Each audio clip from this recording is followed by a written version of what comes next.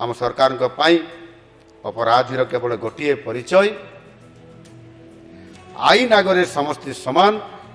सी साधारण अपराधीटे हो कि बाहुबली पूर्वतन विधायक हूँ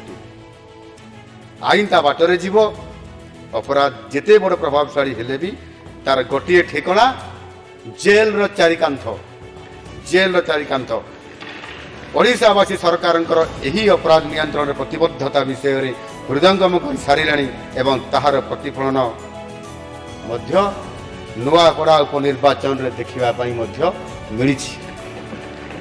सामग्रिक भाव में राज्य आईन श्रृंखला परिस्थिति नियंत्रणाधीन अच्छी और शांतिपूर्ण भाव में भी अच्छी और यार प्रमाण होची गत 1.5 वर्ष भीतर ओडिशा रे